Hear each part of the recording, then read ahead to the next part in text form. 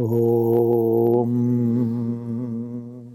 Brahmanandam Paramasukadam Kevalam Yanamurtim Dvandvatitam Gangana Sadrisham Tattvamasya Dilaksham Ekam Nityam Vimalamachalam Sarvadi Sakshibhutam Bhavatitam Trigunarahitam Sadgurum Tam Namami Narayanam Padmabhavam Vashishtam Shaktim Chatat Putra Parasarancha Vyasam Sukham Godapadam Mantam Govinda Yogendra Mata Shishisham Sri Shankaracharya Matasya Padma Padam Chahastam Alakancha Shisham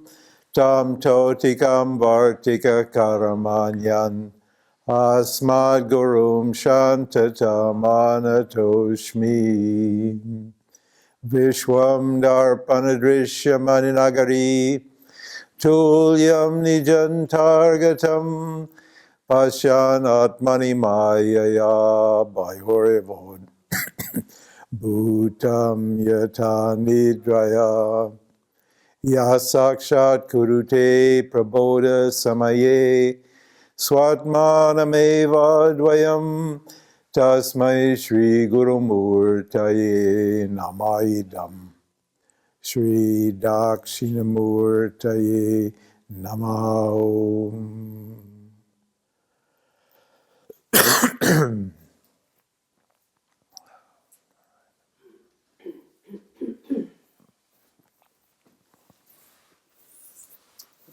Yes, please. Thank you.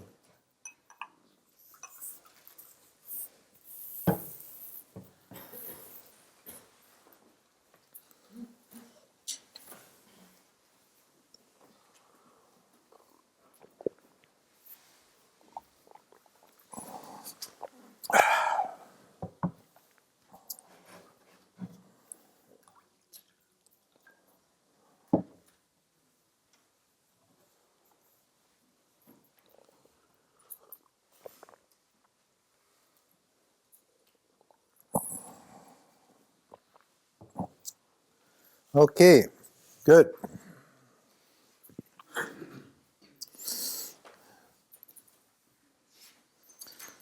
Self-inquiry. Vedanta. We'll try to give you a big picture snapshot. And like you take a picture, click, in an hour and a half, we'll try to give you the whole panorama of the path of inquiry. And each part of it, each step in this path is important as any other. Your knowledge won't be complete. Your doubts will not be completely cleared till you understand all the logic from A to Z and where everything fits carefully next to each other, what the sequence of ideas is. The reason we need that big picture is because it's just like a map. If you're going on a journey, you could start out on the ground asking questions. Where is Umbria, Italy? You could start here and walk on the street and start talking to people. And somebody says, oh, Italy's down there, I don't know, and so forth. And then you could get on a bus and go that direction, and then you have to stop and ask somebody else, and then you maybe make a mistake and go off this way, and somebody tells you, no, it's over here, and you go that side. And it may take you forever to get to your destination that way. At least it will take a long time. Whereas if you just get out a nice big map, or get Google Maps, and type in your destination, then just in a minute, on the screen, the whole picture, all of Europe, and then Italy, and then Umbria, and then whatever town you're looking for. It should be clear when you're inquiring, when you're seeking for freedom, it should be clear where you're going. In other words, what moksha is and how to get there. If it's clear what you're looking for and the steps, all the stages are understood clearly, then you'll go very directly and quickly to your goal. If you try to figure it out on your own, just from your own experience, you'll get there eventually, but you'll have lots of ups and downs and rights and lefts and detours and bumps in the road. Whereas if you have that big picture in your mind, you can pinpoint exactly where you're off the path. You're off the track. You're never, of course, off the path, because everything is the path. But having said that, you can easily get sidetracked and end up at some place where you don't want to be.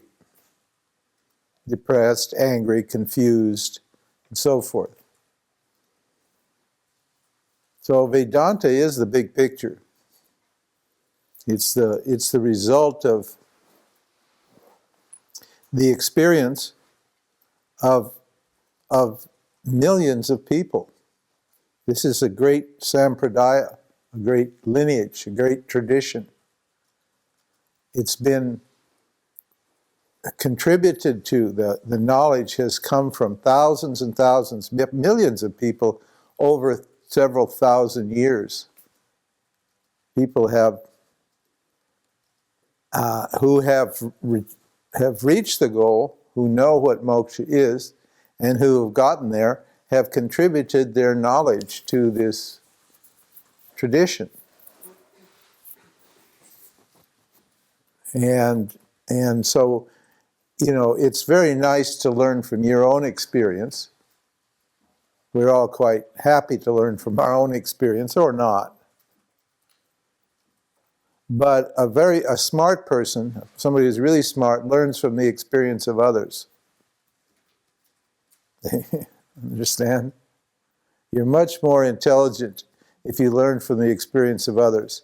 It's very nice to learn from your own experience, but the collective wisdom has a lot more to offer and has solved many of the problems, or in this case, all the problems that are associated with seeking yourself, with attaining freedom. So, why try to reinvent the spiritual path on your own? What's the point? Just to strike out on your own. I know we're very, particularly in America, I don't know about Germany, but in America we're very egocentric and very individualistic. And we don't want anybody to tell us anything. That's our attitude, And, but it's a foolish attitude, because it's all been done. It's all been worked out. Yes, ma'am, did you? And before you said there's the third factor, the grace of God. It's not only me Yeah. and the knowledge, Yeah. but it's the third. It's not in my hands only. No, that's right. And what is the grace of God? The grace of God is this teaching. This is everything is the grace of God in a non-dual reality, but in this case, the grace of God is this teaching, is the experience of humanity. And it's been refined, like you have an experience of a mystic. A mystic, may realize the self. We don't say they don't. But when he or she tries to give you the whole picture, or offer you a path that's suitable for you, not just suitable for the mystic. When a mystic says the way to God, tells you what the way to God is, that's always the way that mystic went to God. Huh? It's always his or her personal way. And they think that everybody's just the same, and so if everybody does exactly what they did, then they will get there. But that's not true, because all of us are unique and individual.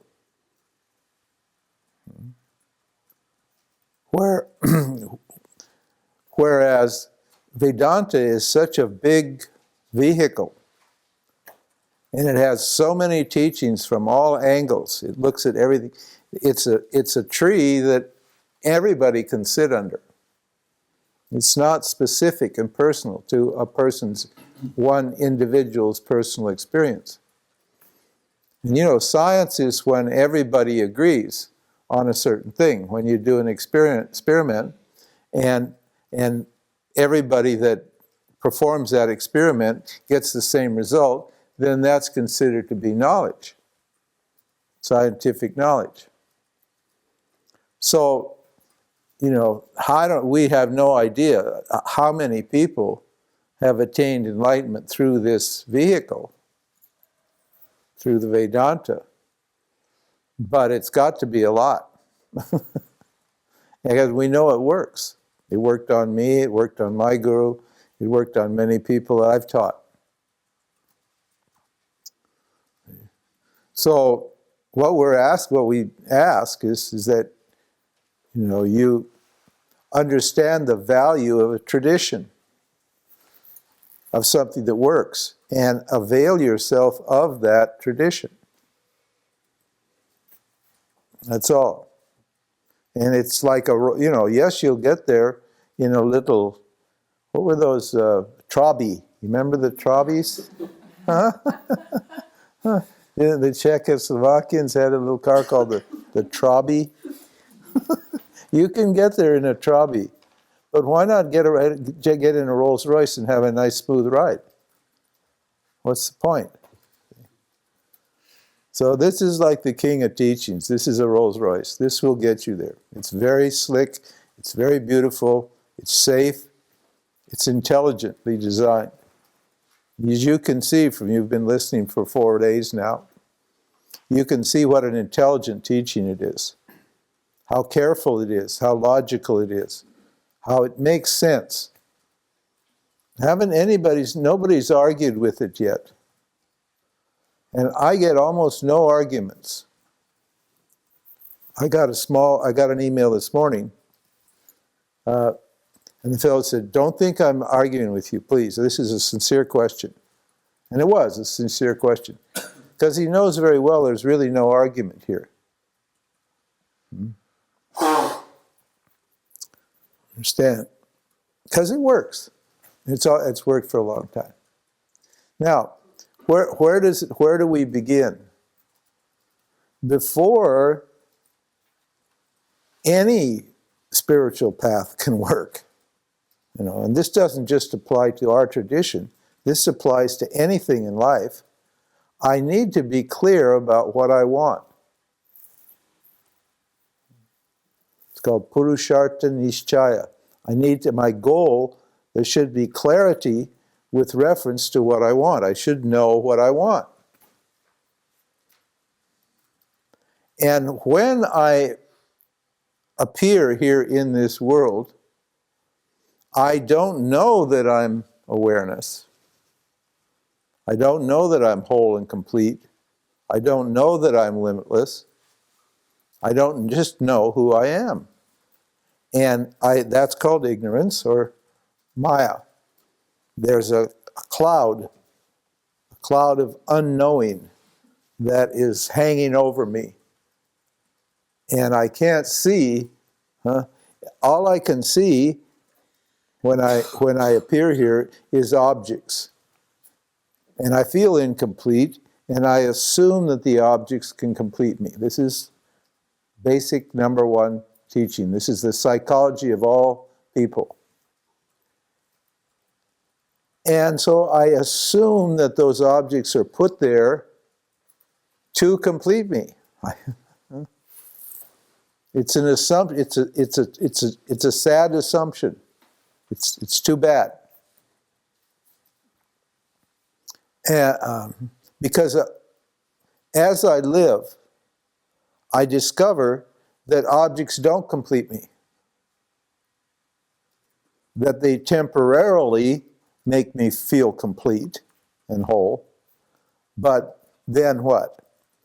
They don't satisfy me. I want another object. Once I have obtained the object that I've got, then I want another object.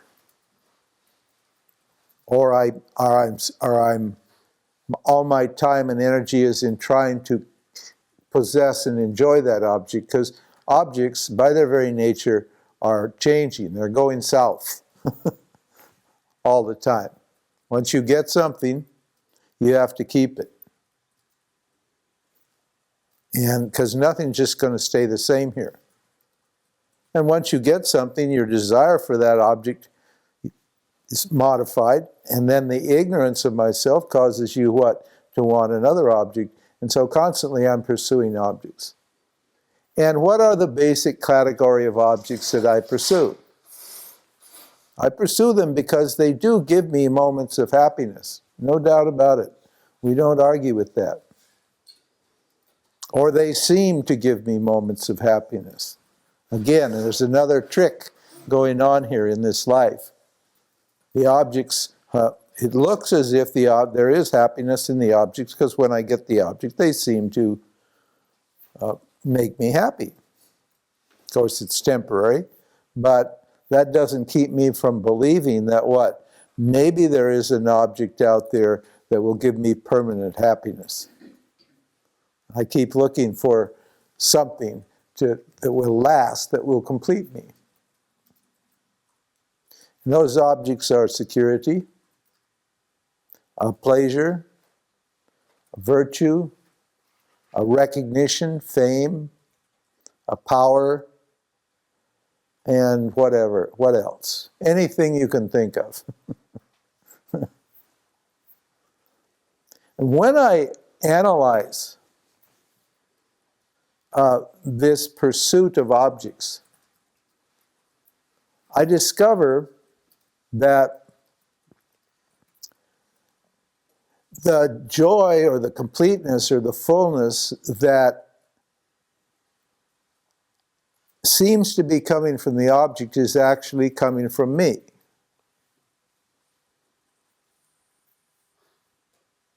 That the joy that I believe is in the object comes when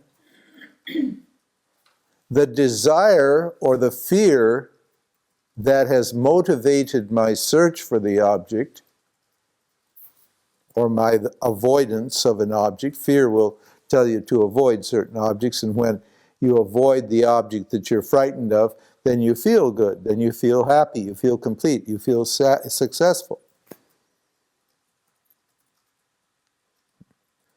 That the joy is not because of the object. The joy that I'm getting, that I gain in the presence of the object, comes from the removal of the desire or the fear for the object. It's very important to understand this fact. Because if that's true, then I don't need to what? I don't need to chase an object to get that feeling of joy, do I? It's no longer necessary for me to pursue an object to get the happiness. All I have to do is what? Remove the desire or the fear. See how this? These are yogis, these are smart people. Smart people say, well, why should I go to all the trouble to get that joy by going to chasing this object and keeping this object and so forth and so on? Why don't I just let go of my desire or my fear about that, for that object, or about that object. Because when you renounce that desire, there's a sudden feeling of completeness and wholeness. And what is that feeling of completeness and wholeness? That is what? The experience of myself in the form of bliss, in the causal body. When I get what I want, I go to the causal body, and I experience wholeness and completeness. It's like waking sleep. Like waking sleep. It's a temporary I feel satisfied, I feel full, I complete, I'm blissful.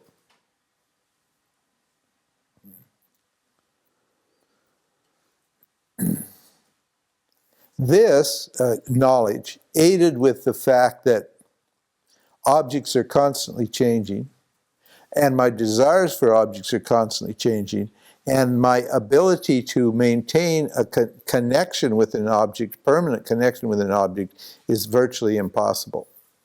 Because inside I'm changing, my desires and fears are always changing, outside the objects are all changing, and so is it reasonable to assume that I can hook up to an object and get the same degree of pleasure all the time? It's not reasonable. It's illogical, and that just doesn't work.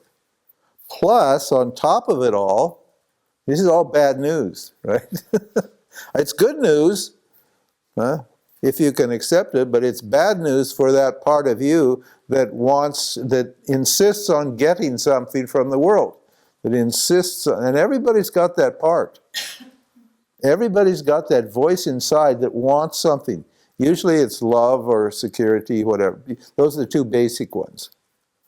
You want security and you want love for pleasure.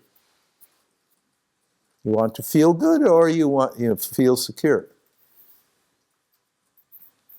Okay. So this whole problem is compounded by the fact that what?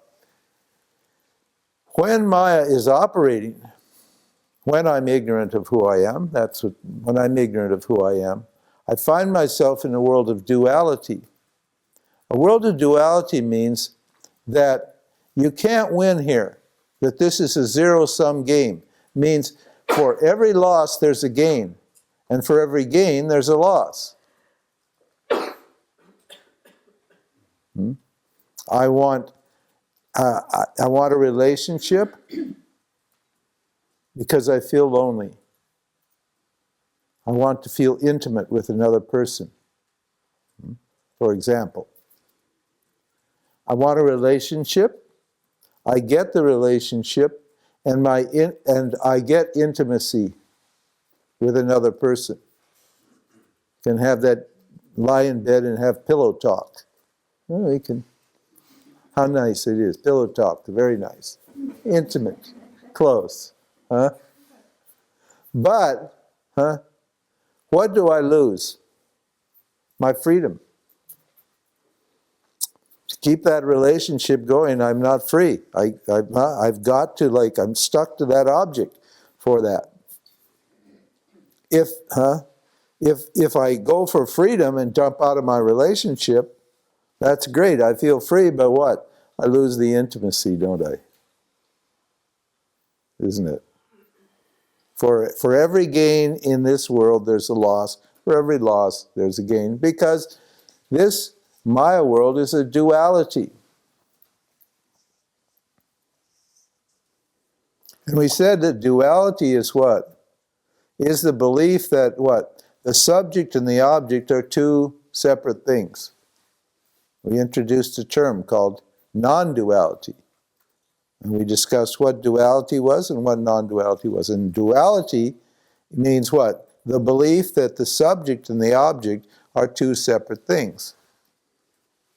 This is why I chase them, because I'm in duality. I chase the objects because they're separate from me, and I think if I get them, it will complete me. And I feel separate from them.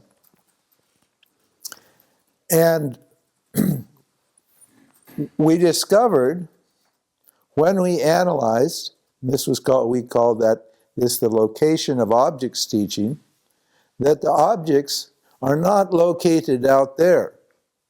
In other words, the objects are not objects at all. This was very hard to understand. That the objects are not out there and they're not actually objects. The objects are what? Awareness, or the subject, appearing as an object. And we ran through that little teaching about where's the glass? I had a pen then, but today I have a glass. And I asked somebody, I said, where's the glass? And you said, in my hand. And I said, no, I disagree, it's in me. And it is me. And then we explained how Maya makes it look like reality is dimensional and that the subject and the object are actually separate.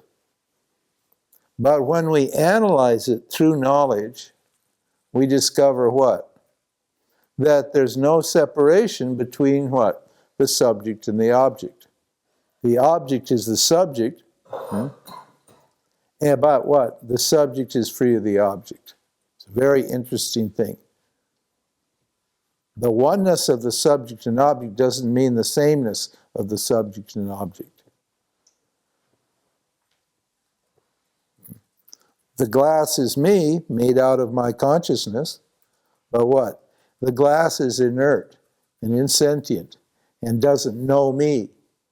So the glass is a part of my awareness that isn't conscious. It's awareness, all right, but it's not conscious. It's inert. It's one with me, but I'm free of it, always. I'm the observer it, I know it. We said that's non-duality.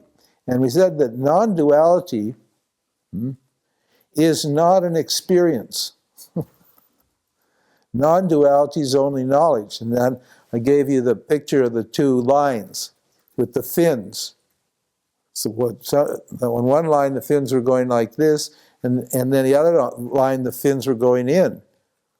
And even though the lines were exactly the same distance, the lines with the fins going out looked like it was longer than the lines with the fins turned inward. And no matter how much you tried to see the lines being the same, you couldn't see them. In other words, what that means is enlightenment doesn't mean that duality is going to disappear. Enlightenment means that duality is going to be known, is going to be understood for what it is, an appearance. Understand? So we established our terms. What the world is, we called Maya, and then that it's a zero-sum game. The joy is not in the object, and what duality is. Then we said the second teaching was experience and knowledge. That because we have such a habit of chasing objects, it's just a habit. We have such a deeply ingrained habit of wanting things and chasing objects, whatever it is. And you just look at your life. Be honest, look at your life. Your life has just been pursuing various goals, various objects. When we get to the spiritual world, we find that this world offers the self to us, or enlightenment to us, as an object.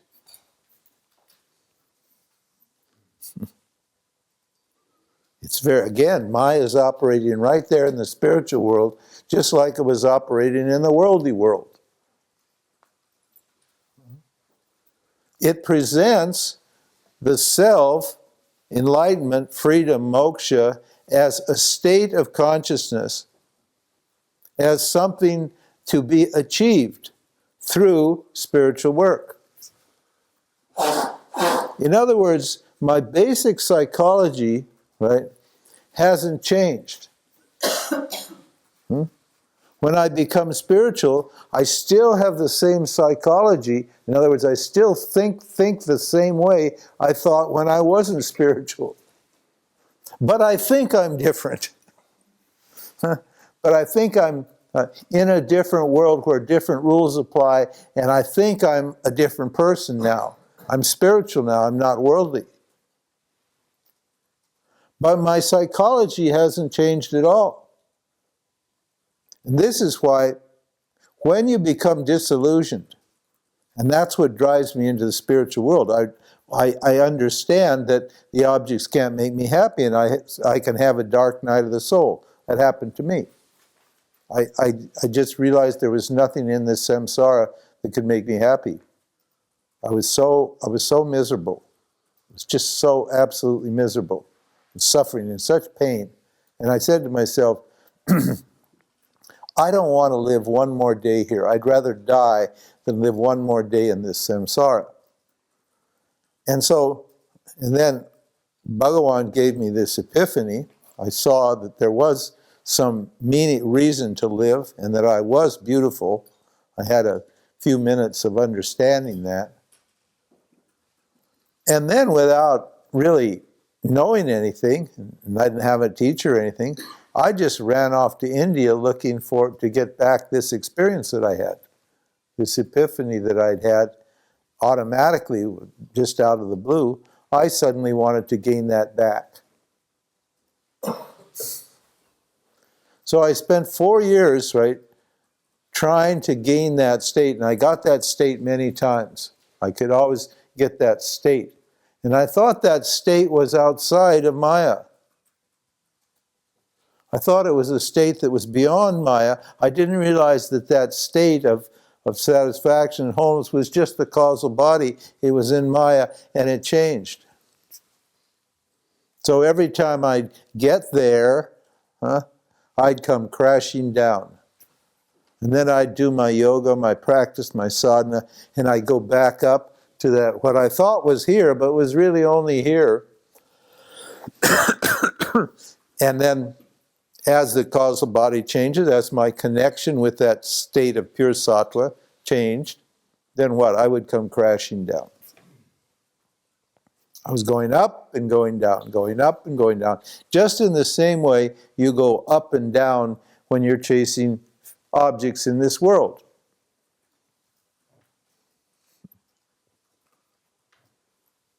And I didn't realize, now this is an important point, big point, that karma cannot produce moksha. That I can't get free by doing something.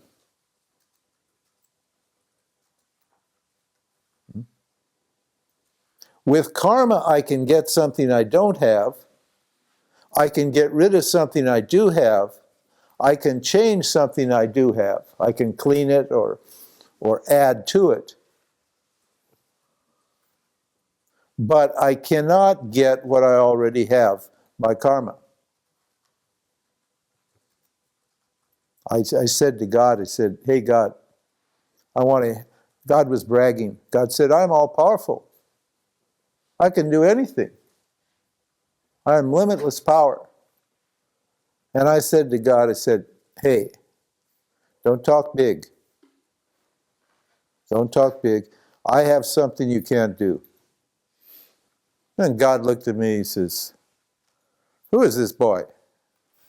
What does he think he's doing? He's talking to me. I'm God. I'm all powerful. I can destroy him in a minute. And I knew what he was thinking, and I said, okay, listen, take it easy, God. But there is one thing you cannot do. And he said, okay, what is it? I said, you cannot give me a head on my shoulders.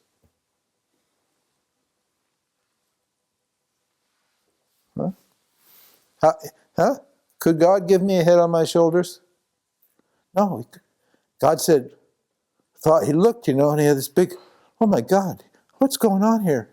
And then he said to me, he said, well, I can shrink your head to the size of a pea. I can do that. I can expand it to the size of the whole earth if you want. I can give you a really big head. Well, it seems you have a pretty big head now. I can flatten your head like a pancake. Or I can twist your head like a pretzel.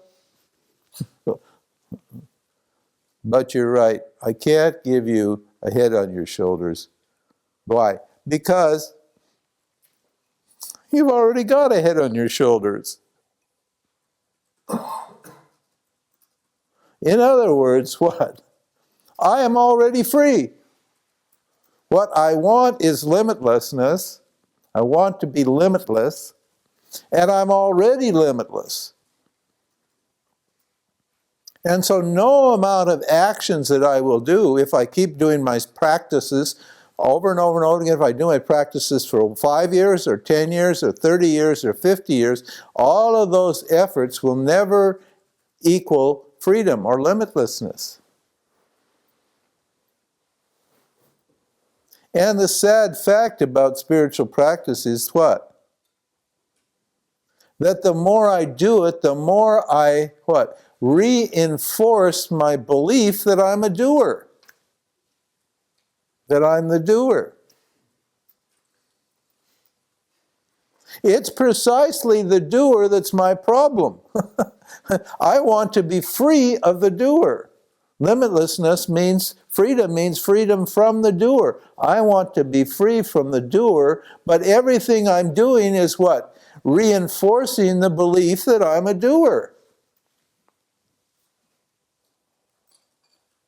See Maya operating there? Maya operating in the samsara world, and what? And Maya operating just the same in the spiritual samsara. I don't think the spiritual is samsara. I think samsara is that life I left behind. But samsara, the spiritual world's in samsara too. The worldly world is in the samsara, and what? And the spiritual world is in the samsara. The same psychology operating in both worlds. This is why everybody wants you to get on their path and follow their way to get there. And they tell you, do this, you do your pranayama, you do your asanas, you raise your kundalini, you do da-di-da-di-da, you chant, you go on pilgrimages, you pray, you surrender to the guru, you do all these things, and you will get this experience called moksha, freedom. So, the second point, the first point's the joy is not in the object. The second point is what? Action can't set me free.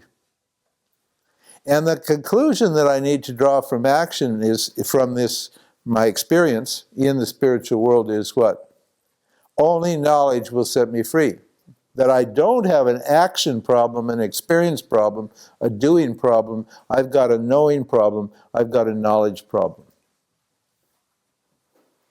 I have to come to that conclusion. What? Simply because I'm already free. This is what Vedanta says. I am not incomplete. I am not incomplete. I am complete and whole. I have never been incomplete. I have never been separate from anything. I'm always one with everything, and everything is one with me. That's what Vedanta says. And so I have to understand that before I'm ready to what? To subject my mind to this teaching. The teaching doesn't work if I'm looking for an object, and if the doer is strong and wants to do some practice. People often say to me, what's the technique? Say, sorry, no technique. Well, we do have a kind of technique, but it's not. But they want something to do. Because the doer is right, always there, wanting something to do. And what needs to happen is that I need to convert my desire for experience into a desire to know. That's called a jinyasu. That's a real seeker. A real seeker is somebody who wants to understand what's going on in life and who they are, not try to experience something. You're always experiencing something anyway. Why are you not satisfied with the experience that you're having?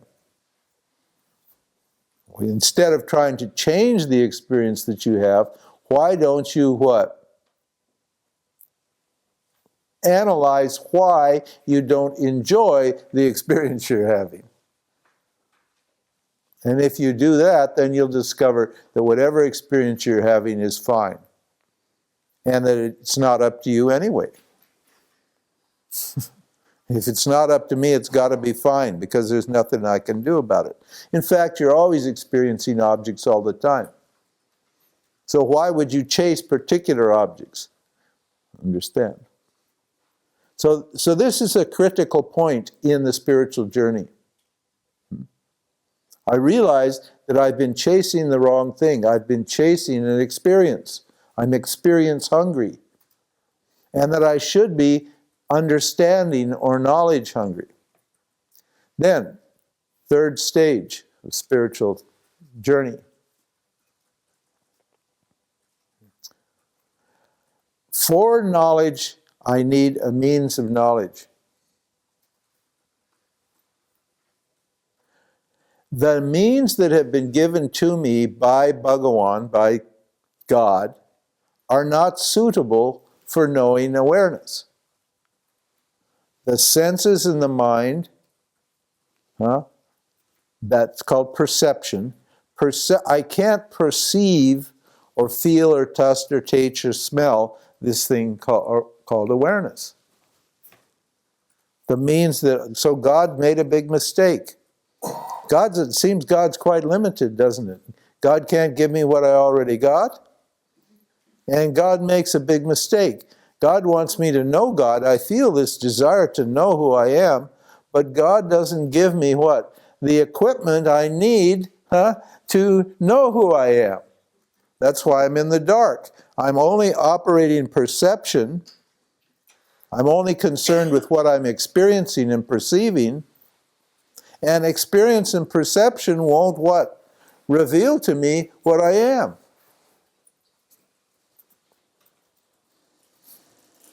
Sad story. Very sad story. Get out your handkerchiefs and God made a mistake.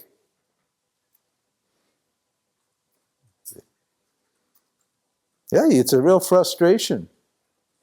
You get a book and read a book, but that's not going to work, is it? You can read a book and go to a satsang and all these things and listen to these lectures and all of that, but what will happen? My ignorance will cause me to misunderstand the meaning of the words, assuming the words are true. I don't even know if the teachings are true, if the teachings are actually legitimate teachings. So it seems like I've got a problem here. I don't have an adequate means of knowledge for knowing who I am. Boy, that's a hard one. That's why very few people come to Vedanta. So that's actually the reason. What Muji gets like 500 people. We couldn't have it in this ashram. If Muji was here, you'd have to have a big hall.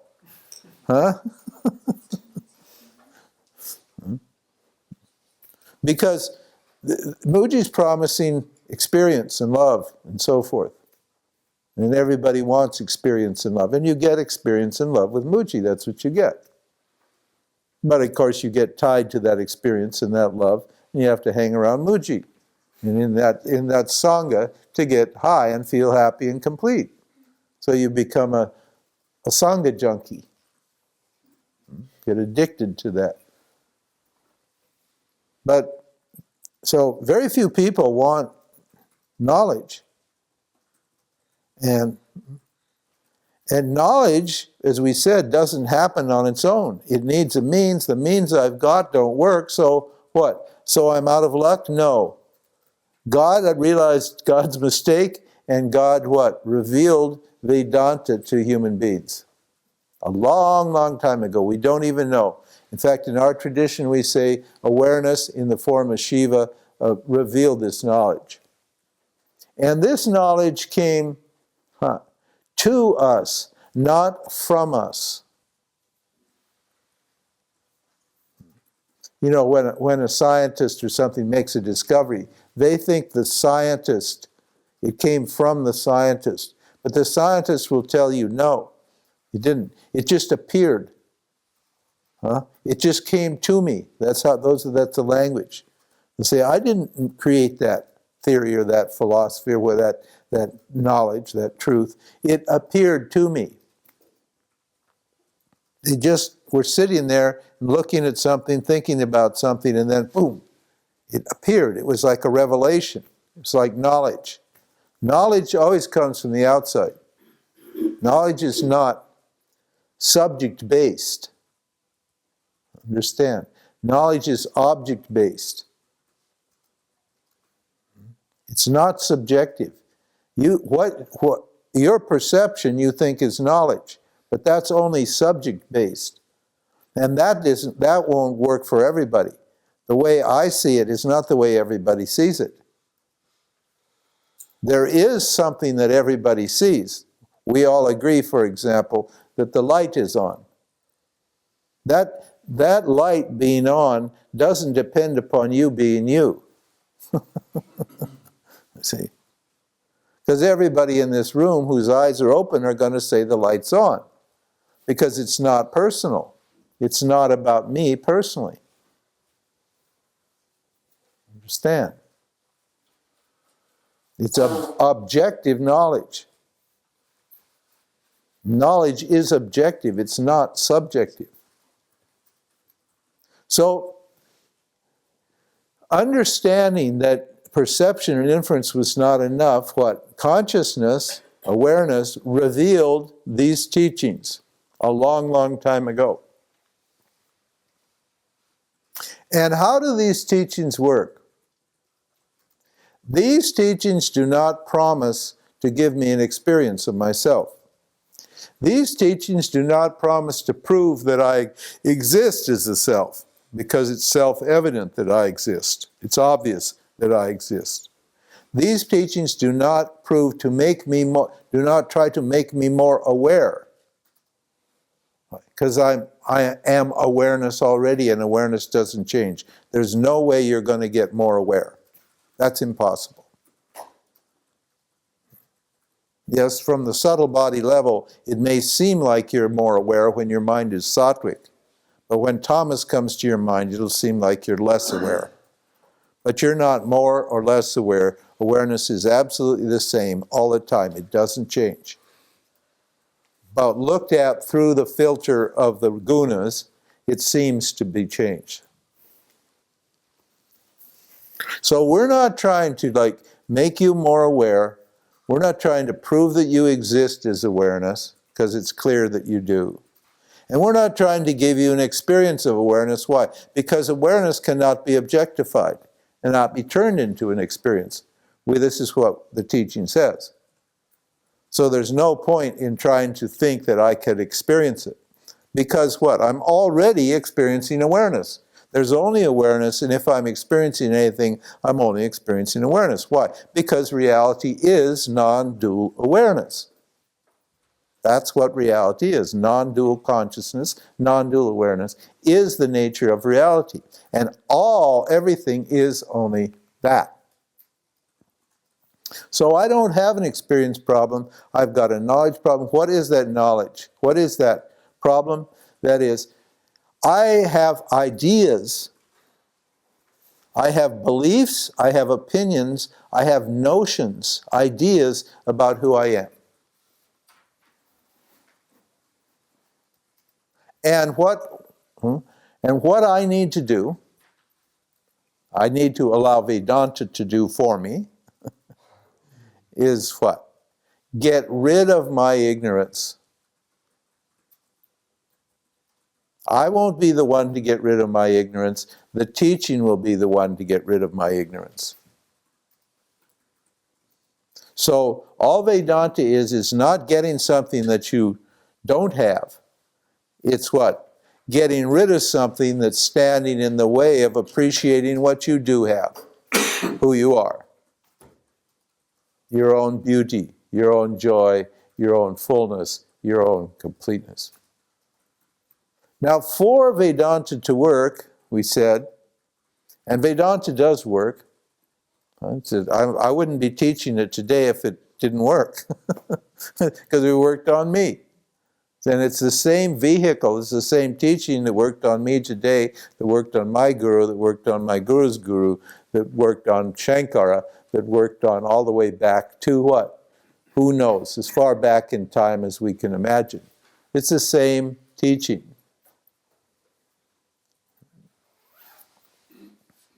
So for this means of knowledge to work, I need to be qualified.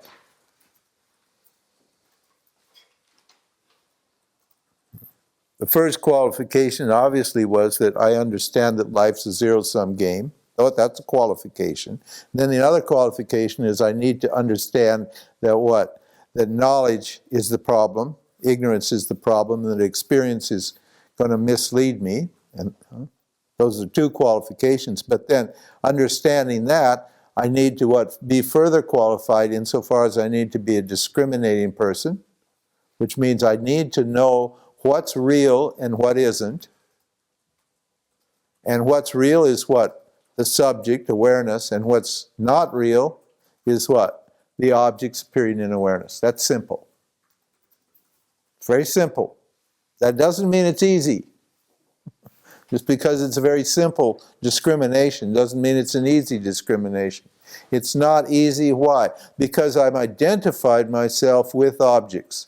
I think I'm my body, I think I'm my feelings, I think I'm my thoughts, I think I'm my experiences. I'm identified with them. I say, I think, I feel, I act, I'm happy, I'm sad, and so forth. My I has joined with an object, an experience, an object, whatever it is. And so there's a confusion between me and the objects. And discrimination is what? Knowing that what? I'm the subject and not the objects. And applying that knowledge consistently on a daily basis, on a moment-to-moment basis. I have to be alert and vigilant to do that. Why? Because Maya's always there causing me to what? Identify with objects.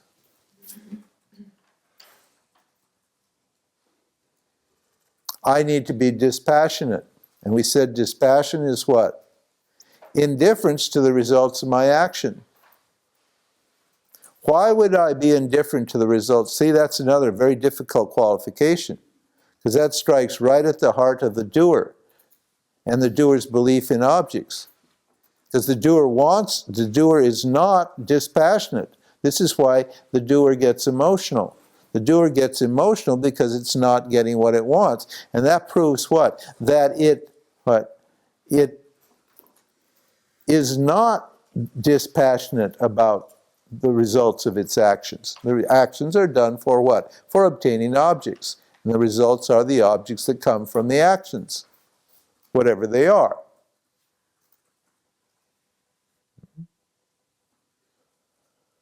And this quality is what? I surrender the results of my actions to what? Life. That's dispassion. I say, well, I did my best. I'd like to get this. I worked hard, but I can't get myself all emotional and worked up and anxious, right, if I don't get it. And I'm what? And to what I have already been given, which is what's in front of me, my life, I also, it's fine. I accept it as it is, because that's the results of my actions also, the experience that I'm having now. So a dispassionate person, what? Is indifferent to the results of their action. Those are the two big ones. Then we said control of the mind by observation. That was called Shama. Control the mind by observation. Not trying to control specific thoughts or get rid of specific thoughts, but what? Observing the mind clearly from the vantage point of awareness.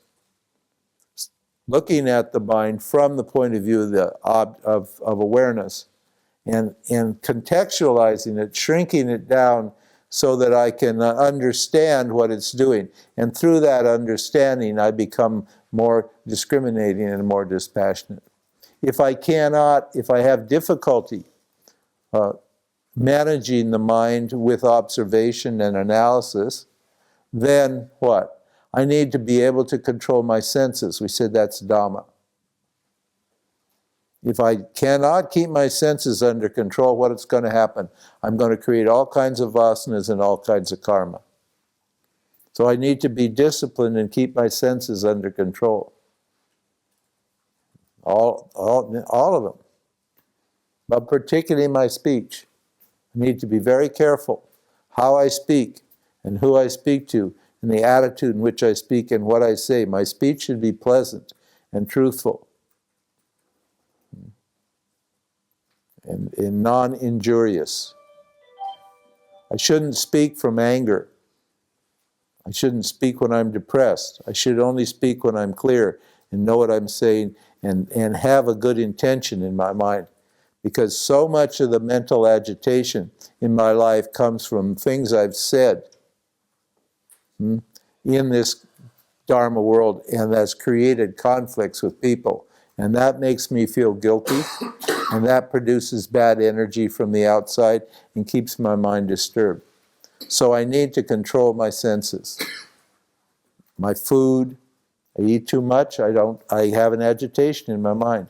Too much sex, another agitation in my mind. Too much of any kind of indulgence of the senses causes all kinds of mental disturbance and attachment. So, then, swadharmaha. I need to stick to my own duty and not try to fix the world. To do the dharma of another is fraught with danger, Krishna says. And then at another point in the Bhagavad Gita says, it's better to do a third-rate job on your own dharma than a first-rate job on somebody else's dharma. In other words, stop trying to change the world and change other people. Look to yourself. Do what's appropriate for yourself. That's called swadharma. Otherwise, you'll never work out your karma here. You'll spend all of your time working out other people's karma, or thinking that you're working out other people's karma, thinking you're helping them, but when you're not helping them work out their karma, what are you helping them do? Gain dependence on you as an object, and therefore what? Destroying their sense of self-reliance. Self-reliance is an obviously necessary quality for anybody to succeed in any endeavor in this world. And the second aspect of swadharma was not trying to be perfect as a person. Not having this ideal. I should look like Brad Pitt, and the woman thinks I should look like Angelina Jolie, Not trying, or in the case of spiritual people, I want to be like the Buddha. Or I want to be like Amachi. I want to be just totally loving and knowing. You're not the Buddha, you're not Amachi, you're not Brad Pitt, you're not Angelina Jolie, you're you. Just accept yourself, warts and all, exactly as you are. Know what your strengths are, know what your weaknesses are, accept them, and work with what you've got. Don't try to be something other than what you are. We're not trying to make the jiva perfect. This jiva person will never become the awareness. He will never be perfect. And no matter how perfect you get, the more perfect you get, the more what? Imperfect you feel. Just like knowledge. The more knowledge you get, the more ignorance you are aware of. It's exactly the same problem because it's in samsara. It's a duality. This perfection thing and being perfect is just what? Means what? That you're feeling imperfect.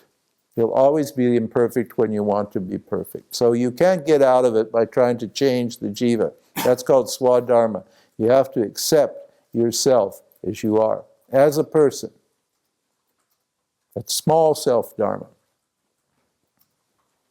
Okay. Then what? Titiksha, forbearance. Right? No matter what happens, right? And life delivers a lot of unpleasant experiences. I've got to take it, right, in good humor, right, in a dispassionate way. It's very similar to dispassion. Just take there's all kinds of little pinpricks in life. Bhagavan's constantly like doing stupid things to irritate you. So it seems like that's the nature of life. And I need to suffer those little pinpricks of life with equanimity.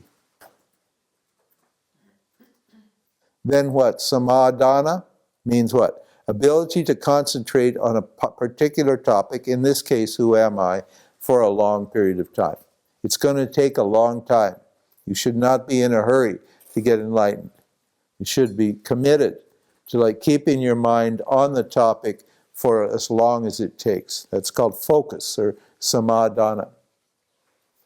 Then shraddha, faith pending the result of my investigation. Faith in the teaching and faith in the teacher. Pending the result of my investigation. In other words, it's not blind faith. I trust the Lord, but I tether my camel. I do the work. And because once you got these teachings, you're going to have to apply these teachings. And when you apply these teachings to your own mind, you'll see that the teaching works. And then you won't have to worry about believing in the teaching. What? You'll have knowledge. Your faith in the teaching will be converted into knowledge. So it's not blind faith we're talking. It's not religious faith. People believe in God and they have no way of knowing what God is. And so their idea of God is just their idea of God. And everybody's got a different idea of God because nobody has any idea what God is because they don't have any means of knowledge for God. They just have belief or blind faith in God. And finally, burning desire for liberation. I don't want a piddling desire, a little desire. I don't want a middling desire. I want a raging fire of desire. For what? For moksha. That's a good desire. That's the desire that's going to, what? Keep all of your qualifications going. That'll sharpen your discrimination, that'll sharpen your dispassion, your indifference to sense objects, and so forth and so on. That'll increase all of these qualifications. The stronger your desire is, the more quickly you'll become qualified. The more concentrated you'll become on the topic. And once the self understands how qualified you are, this is why you should never seek a guru. Never seek a guru. The guru should come to you. And the guru will come to you when you're qualified, because Bhagavan knows, hey, this person's ready now, this person wants it, and then the guru will appear. And the teaching will appear.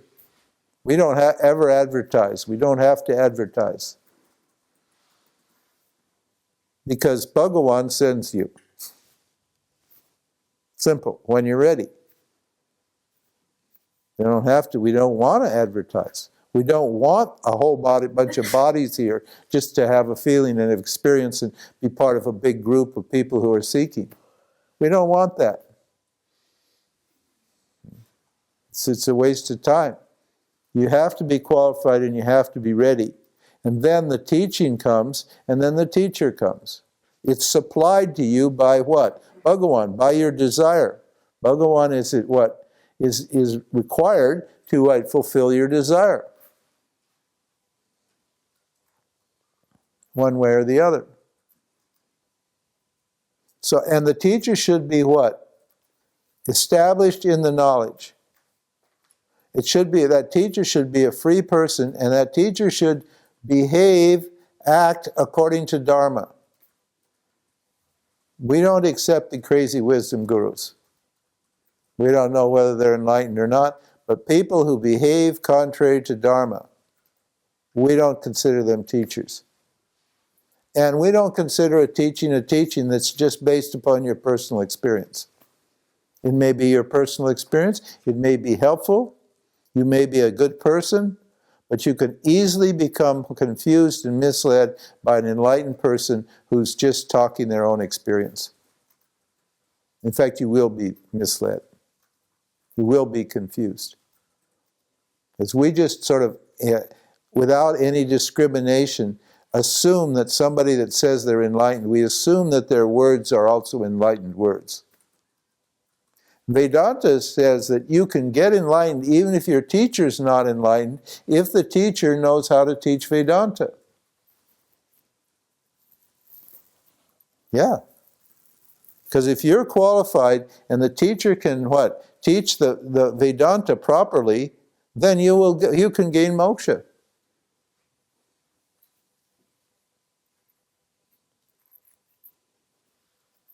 So I need what? I need to be qualified, and I need a qualified teacher. That teacher should be kind and compassionate and should treat you like an equal. Our tradition is called Sakya Bhava, and it means what? It means friendship. We don't want to sit up high and keep you down low and ask you to surrender to us and act like we're big and important and enlightened and all that, and you're nothing. And the model for our teaching is Bhagavad Gita. Krishna and Arjuna, the teacher and the student, were friends. It's called Sakya Bhava, the friendship. We're not asking for anything from you. We're not asking for surrender or money or any other thing. And you can talk to one of the teachers in our lineage directly as a human being. Then that knowledge can be passed easily and quickly. So now I'm all good to go, and then I'm taught the next thing, I'm taught the self. What is the self? Well, we've spent a lot of time talking about the self. The self is limitless. What does limitless mean? Limitless means what? It's not modified by experience. No matter what happens, the self doesn't change. If the whole universe blows up, boom, the nuclear war, the self is completely unaffected. Not anything can affect the self. That's why it's freedom. It's freedom from experience. You're free from experience. You're not changed or modified by what kind of experience happens. That's what limitless means. Limitless doesn't mean big. Limitless doesn't mean powerful. Bigness and power belong to Maya. They don't belong to the self. The self is limitless. The self is full. It's a partless whole. Huh? It's a whole that's not made up of parts. It looks like this is all parts here, but these are not parts. This is just a teaching device to help us understand and remove our ignorance that's standing in the way of our appreciation of ourselves as a partless whole. The self is pure. It has no impurities in it.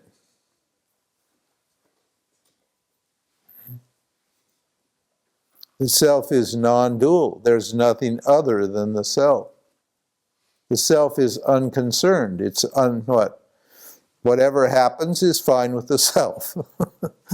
Why? Because it's unaffected by whatever happens. The self is bliss. Bliss is a confidence that whatever happens in life, I am capable of what? I am capable of handling it. I will remain dignified and calm and peaceful no matter what happens. I won't go high when something good happens. I won't go low when something bad happens. I'm totally confident that the happiness and the fullness that I feel is my nature. And that self is love. Parama prema swarupaha. The love that I'm seeking outside in objects is my own nature. I am love.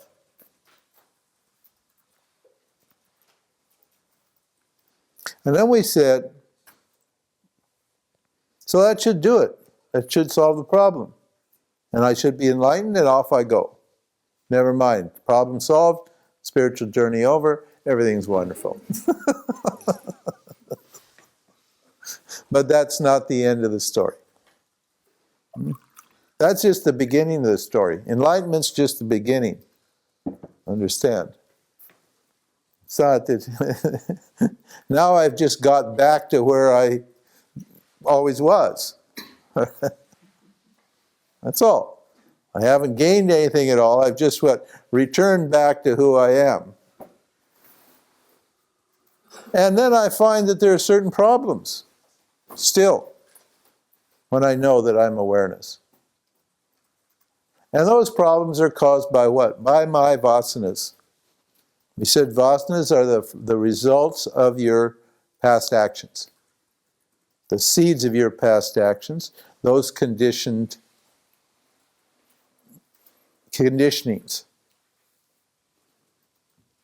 And to take care, they keep throwing up obstacles in my mind. The obstacles to my appreciation of myself as awareness keep appearing over and over and over again, even when I know that I'm awareness.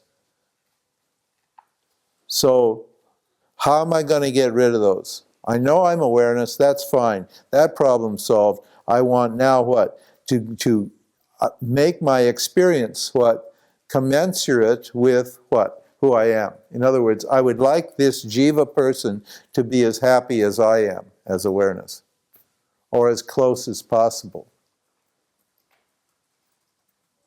So I need yoga. I need what? Karma yoga, bhakti yoga, jnana yoga, meditation, and the yoga of the three gunas. Karma yoga is what? Karma yoga takes care of the doer. Karma yoga is the knowledge that I'm not the doer, that Bhagawan, Ishvara, is the doer. And when I got that knowledge, what do? I act what? In an attitude of gratitude, leaving the results to Bhagawan and taking what results do come as prasad. And that attitude of gratitude neutralizes the greedy, grasping attitude that I've developed as an ignorant person, and slowly reduces my vasana load, which removes my rajas and tamas, and develops a pure sattvic mind that starts to reflect, that reflects awareness clearly. I'm not trying to be a better person. I'm not going to be a better person. I know I can't be better than what I am. But my mind is going to become more and more beautiful and luminous. It's going to bless my jiva, and it's going to bless everyone that it comes in contact with. When I do my yoga, when I live, yoga is a way of life. Yoga is how I live here. This is the value of yoga. We said yoga may get you to moksha if the yogi converts from an experiencer into a seeker of knowledge. So yoga can be good. But yoga's basic purpose is what? To purify my mind and get my life in order. My psychology. Yoga is basically to get my mind or my psychology clean and pure still.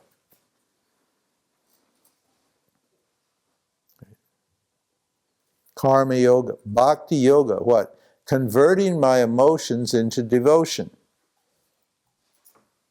Right?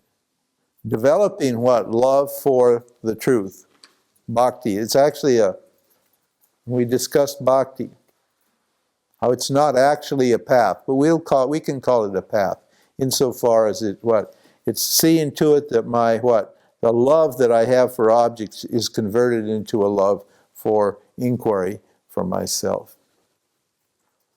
So all these devotional practices are incredibly good, very, very helpful. Puja, chanting, worship of all sorts are encouraged, so that my love for myself grows and grows and grows. Particularly in the form of others, serving other people. And I choose on the bhakti path, if I can't love myself directly, I get some symbol of myself. That's why we have Krishna. That's why we have Jesus. That's why we have all these great beings and symbols. Mountains can be symbols. The sun is a symbol. Everything I take as a symbol of myself, and I contemplate on these symbols as myself. And one of the best symbols of the self are human beings. Man is what? Created in the image of God. So I try to see God in everybody. What's that going to do to the problems I have with people? If I have bhakti and I see the self in everyone, I'm not going to have problems with anyone, am I? Because I'm going to love everything and everybody as reflections of God. You can love a cute little cat, a furry little cat, can't you? Why? Because you see God there. You see the purity and the beauty and the innocence there. The same awareness and the same beauty that's in a cat is in a human being. So, and human beings are what we contact most. So human beings can become a great symbol, a great means of what? Purifying my mind, of getting my emotions sorted. So bhakti yoga for the emotions, karma yoga for the doer, the ego, and jnana yoga, Vedanta, discrimination and the application of knowledge for the intellect. Applying the opposite thought in every case. Discriminate. Opposite thought means what? Watching my mind all the time, and when I notice that I feel incomplete, making a correction. As soon as I feel that sense of incompleteness and inadequacy and smallness, I immediately assert the opposite. I am limitless, non-dual, whole, ordinary, unconcerned awareness. And that knowledge should take me right back to the knowledge, to myself. That knowledge should put me in touch with that experience of myself as a complete whole being.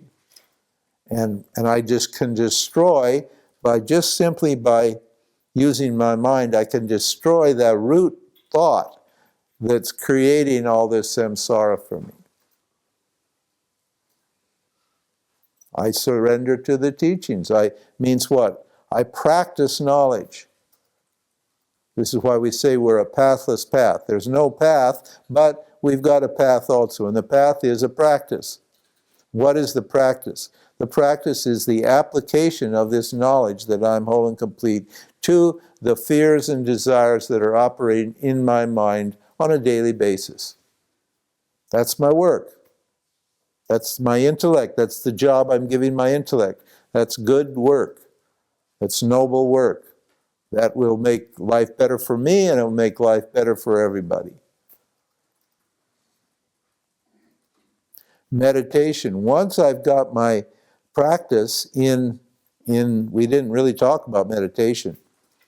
Once I've got my bhakti, karma, and jnana yoga, I've got that all in place, then I can start meditating. Why? Because I'll be handling my vasanas with my yogas, and I can use meditation to focus my mind on the reflection of awareness. Then I can focus my attention on myself and keep my mind steady on the self and investigate the self directly. So I tried to practice meditation without karma, bhakti, and jnana yoga is basically a waste of time. It will be stress management. You can actually just remove agitation for a little while, but the agitations will come right back when you stop meditating. You should take care of the agitations by what? The way you live, right? By what you do with your mind and your heart and your actions and your body. Yeah. And finally, Triguna Vibhava Yoga. Understanding what? The nature of my experience. That my experience is nothing but the three gunas. If I can discriminate myself from experience, that's great. If I can't, then I observe my experience and know that I observe these gunas and look for what? Look for the awareness of the guna in every experience. Because there's no experience that stands apart from awareness. No experience is floating off somewhere else where there's no awareness. Wherever there's an experience, there's awareness. And my attention should go what? Back onto the awareness in every case. For no matter how I'm feeling, if I'm tamasic, I should look for awareness. I shouldn't try to do anything to get out of tamas. I should just look for awareness, and that will take me out of tamas. If I'm rajasic, I shouldn't do anything to try to get out of rajas. I should what?